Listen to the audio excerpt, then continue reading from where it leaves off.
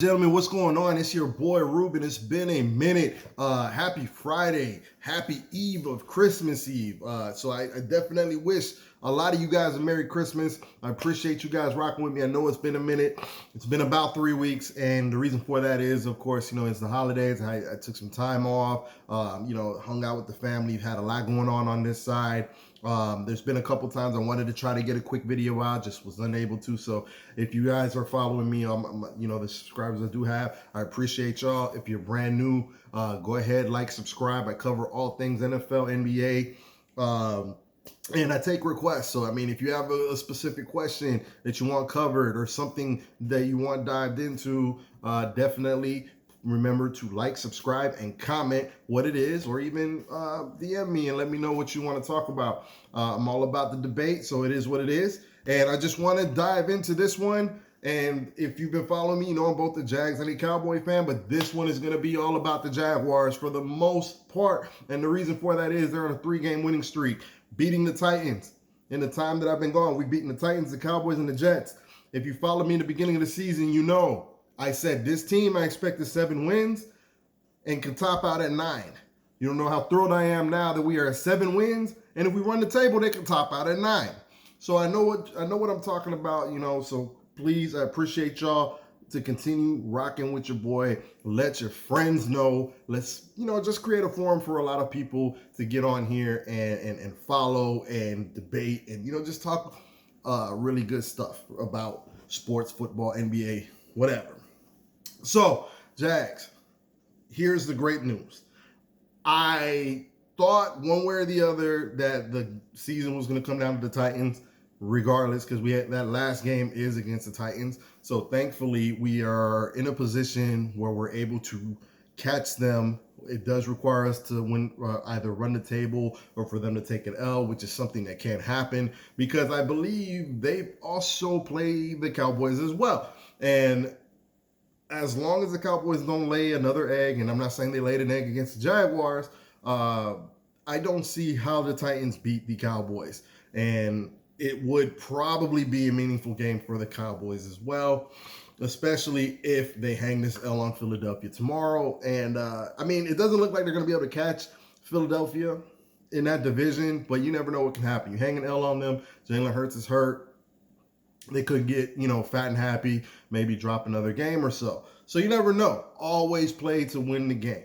But on the Jaguars side, did not pencil them in for the win against the Cowboys. That was a complete surprise and puts us in a very pretty situation where we can control our destiny. And all I wanted was for us to be able to control our destiny and to be playing good football come winter. That's all I wanted. Now, in the past, I've been all about like, okay, we're not going to do anything in the playoffs. Why even win these games? In the past, I've been kind of, that way where, I don't even want to get in the playoffs and then just to get spanked by some team. What is the message in that? And somebody asked me this year, do you really want the Jags to make the playoffs and worsen your playoff position? Here's why I want that this year and why this year is different. Because this year is now about legitimacy. And what comes with legitimacy? Respect.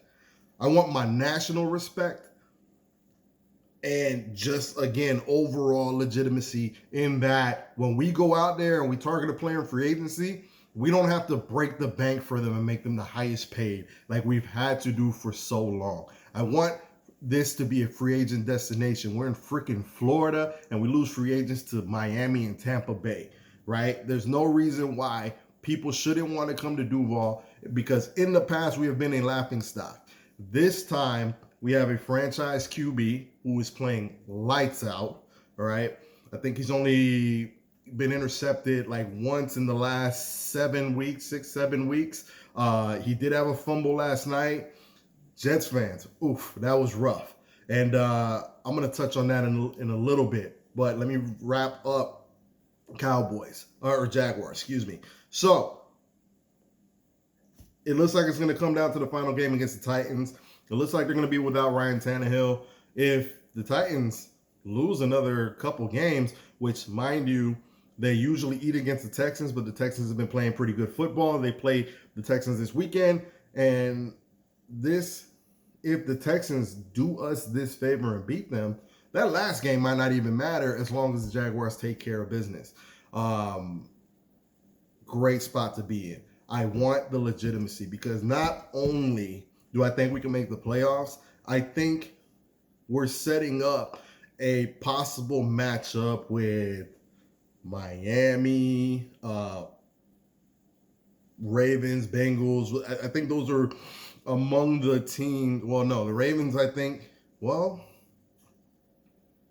whoever that wild card team is, we're going to host a wild card team. It could be the Bengals, Ravens. It looks like the Bengals are going to win that division, so we're looking at maybe like the Ravens or Dolphins.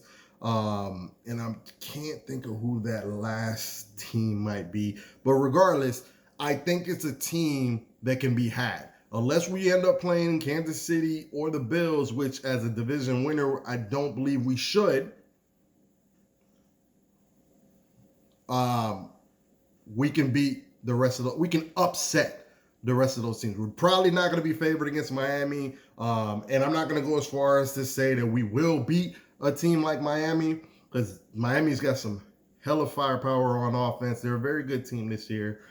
They do have some holes, but I'm not sure we're going to be able to exploit them. But that's a team I would expect a lot of points. And if we end up with the ball last, I think we can pull off an upset. So definitely stay tuned for that. And once we win a playoff game, we're just playing with house money. And guess what? Free agents are going to see that, and we can make the moves that we kind of need to make. And we're only a move or two or three-ish away from being a really good team. I actually think we could be, without those moves, a very good team now. We're just missing like maybe a piece on defense. We got to shore up the secondary.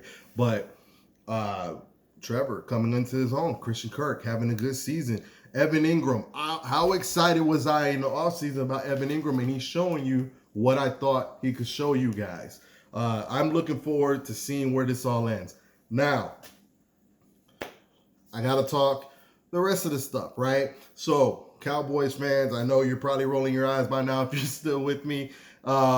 You know, I still love my Cowboys, and I even expected the Cowboys to beat the Jaguars. But it actually turned out better for me because now I'm almost guaranteed that both my teams are going to be in the playoffs, and that's just a joy for me. But I did expect the Cowboys to win that game. I'm not going to lie to you guys. I've been saying that the Cowboys have all the talent in the world. I'm not enamored with what I'm seeing, and I haven't been in quite some time. And what I mean by that is a couple things.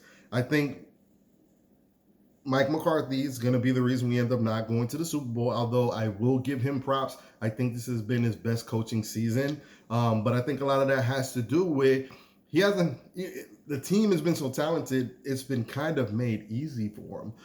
We haven't been in a lot of situations where his coaching blunders were able to, kind of reveal themselves. Now, the concerning thing, Anthony Brown went down. And I like Anthony Brown, but I've said, he can't get lined up against, elite wide receivers and things like that. And you can say, a lot of secondary cornerbacks can't. But we have a very huge drop off from Anthony Brown and Kelvin Joseph. Kelvin Joseph got smoked by Zay Jones. And while we have a lot of respect for Zay Jones as a Jag fan, he shouldn't have had the kind of game or allowed the kind of game, especially being the high draft pick that he was. You would think he had learned something from it, right? So he's probably going to be benched. They're looking at Nashawn Wright, he's slow, but he's tall, and he kind of fits the cover 3 scheme that they like to play. Ultimately, here's the deal, Cowboys fans. We don't stop the run, and we're built to get after the quarterback. But the offense isn't quite putting up the numbers. I know a lot of people are like, well, we're like a number 1 offense, and we're scoring 30-something points a game, da-da-da-da-da. But it's not like we're just rapid fire coming out of the gates smoking teams, which is allowing the defense to pin their ears back. That's not what we're doing. We're kind of going tit for tat with a lot of teams. Now, they had an opportunity to do that with the Jaguars, and I don't know what happened to the defense. That hole, that corner is going to be a problem because they had the Jaguars down by 17 points and allowed them to come back and win in overtime. The interceptions by Dak, they're becoming problematic. And I don't know about you guys, but I said this is a make or break year for Dak. In that, I think we're kind of, I feel like, is it just me that like we're still trying to figure out who Dak is, which is disconcerting at this point in his career. But I think a lot of it has to do with he's not sure who he is. And the reason for that is, remember that ankle injury he had, it was really bad. I don't feel like he's been the same player ever since he came back. Now, he was doing okay early in the season last year, but then he got hurt again. But if you're noticing, I've never thought Dak was this outstanding quarterback like Patrick Mahomes, Josh Allen. I never saw that in Dak. I thought Dak was pretty much an average quarterback that had a little bit of a clutchness in him. I always bring up that Green Bay Packers playoff, and granted it was a loss, but that game, if you watched it, you'll know what I'm talking about. I feel like I don't see that anymore, and the reason for that is again, he's an average quarterback that had a pinch of clutchness in when you needed him at the end of the game, but it was his feet that made him just above average. It made him above average. It made him tick. Now, he's not as quick, and he's still strong, but you could tell when he runs, he doesn't want to fight for the yardage like he used to in the past, because that's what ended up getting him hurt in New York a couple seasons ago. And I think he just kind of lost his mojo. He's always been a big, strapping guy that can toss linebackers and gain a few extra yards with his feet, but he's slow, and he's not going to use his strength, and he's not going to fight for the yards that he used to. And he's trying to become this pocket quarterback that he's never quite been, and it's not quite clicking for him. And that's worrisome. Now, we have so much talent around him. Maybe he just finds himself. But the fact that I don't know what Dak I'm going to get week in and week out, it's a little problematic for us. Now, I will say this. The only team I fear is the San Francisco 49ers in the NFC. What team do you see the Cowboys not beating? We've already beaten the Vikings. I really believe, when healthy, we could beat the Philadelphia Eagles. I'll at least concede that it's a coin flip in my mind between us and the Eagles. Eagles do things that we're weak at, right? They're tailor-made for our weaknesses. But we almost came back and beat them with Cooper Rush. I expect Dak to give us the edge in a situation where we end up playing Philadelphia. We run the ball well too. We get after the quarterback well too. Hopefully we learned a lesson or two from the last time we played Philadelphia on the defensive end. I don't think when push comes to shove, Jalen Hurts can win the game with his arm. In the playoffs, they're going to make you play left-handed. And I feel like Jalen Hurts has been able to do whatever he wants to do just because that team is that talented. But I think in the playoffs, it's time to kind of put up or shut up. So we'll see what happens. I'm hyped for both teams. At the end of the day, let me know what you guys think. Remember to like, subscribe, comment, and share. And last but not least, Jets fans. Whew, that was bad. I think it's time for Zach Wilson to go. I was never a fan of his, and I think it's, maybe I'll touch on this more later, but I think Patrick Mahomes has kind of broken the NFL scouting model when it comes to QBs, because any QB now that can make that pivot throw across the body 60 yards downfield, all of a sudden everybody is going to say that's the next Patrick Mahomes, and that's what happened with Zach Wilson. People fell in love with him at the pro day. I was never a big fan of his. He has plenty of talent, but he's a smallish guy. And he played for BYU. He didn't play any real competition. People fell in love with that. Look at that throw. The kid can throw 60, 70 yards down the field on a rope. There's more to football, especially at the quarterback position, than just the tangibles. I need a quarterback that has the intangibles. If he has the tangibles with it, great. Look at Joey B. I always tout him. Okay, he can't throw the ball 70, 80 yards downfield, but the kid knows where to go with the ball and what to do with it. Tom Brady. You know what I'm saying? But that's it for now. Hit your boy up, all right? You guys have a Merry Christmas. Peace.